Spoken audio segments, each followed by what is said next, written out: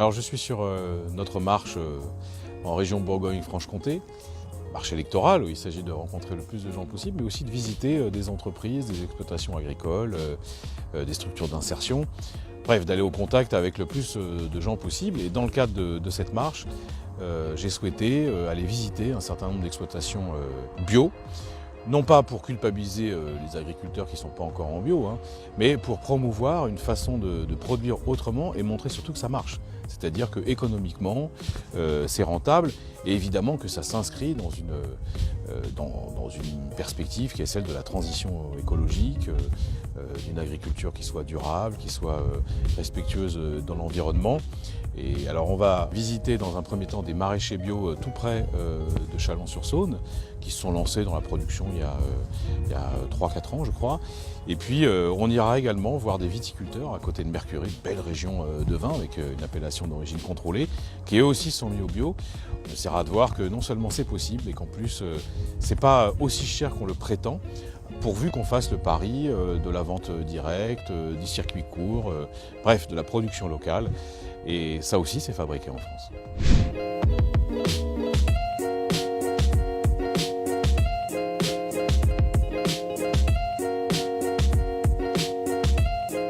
C'est parce que ça marche très bien, ça marche mieux que ce qu'on pensait, que c'était une exploitation qui était déjà en maraîchage avant.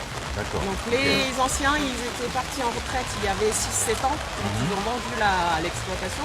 Donc nous, on a repris après, on a fait une année de culture avec les anciens pour nous former et après on s'est lancé dans l'aventure. C'est vendre sur le marché? Alors vente directe, donc on fait un marché, on a un AMAP à Chalon, on vend directement à la ferme. Les gens viennent ici. Les gens ils viennent ici. Ça c'est des radis. Voilà, c'est ça. Mais ça c'est des vieux Radis, côte de bête, épinards. L'herbage à la main.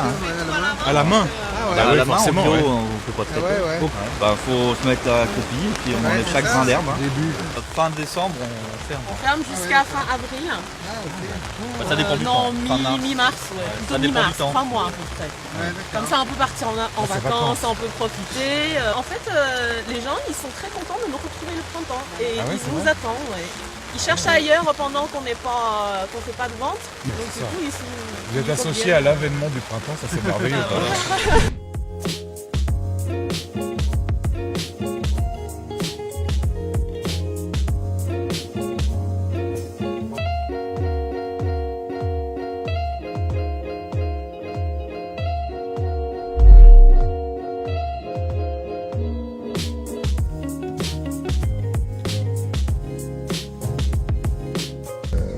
En fait, la cochonnaise, ça va de Chagny à Saint-Jean-Gou, 25 km à peu près.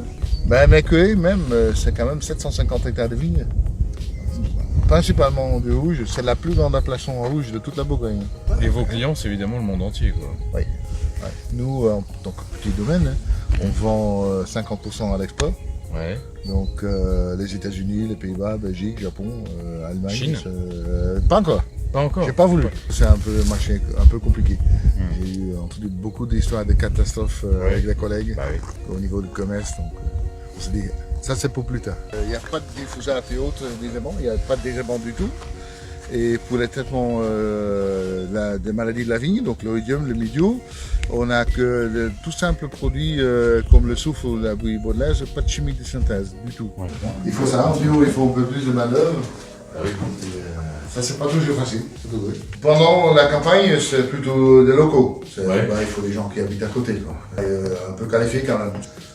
Ils sont formés, ils sont tracteurs, ils sont sécuristes, ils sont éco-certifiés, donc le diplôme pour pouvoir traiter les vignes, un diplôme, etc. C'est des travails qualifiés, ça. Alors, on a fait le choix déjà de faire du bio, ça coûte plus de main-d'œuvre et de s'engager. Donc ça nous oblige d'avoir du personnel parce que sinon ça ne marche pas. Mais ça reste quand même petit. C'est une petite famille.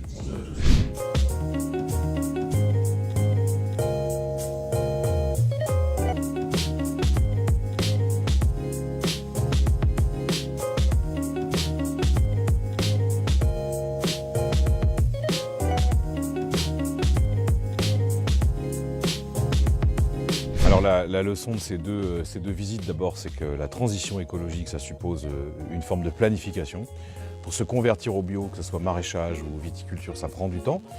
Viticulture, c'est presque 5 ans. Donc il y a besoin à la fois de subventions, d'encadrement, de formation. Ce qui est très intéressant aussi dans les conversations qu'on a eues, c'est qui dit agriculture raisonnée ou bio, c'est plus d'emplois, plus de personnel évidemment, parce qu'il y a des choses qu'on ne peut pas faire puisqu'il n'y a pas de pesticides ou d'intrants, donc il faut que les hommes le fassent eux-mêmes. Et puis surtout, la démonstration, c'est que ça fonctionne économiquement, ça fonctionne écologiquement. Et c'est donc un modèle qu'il faut aujourd'hui promouvoir et valoriser.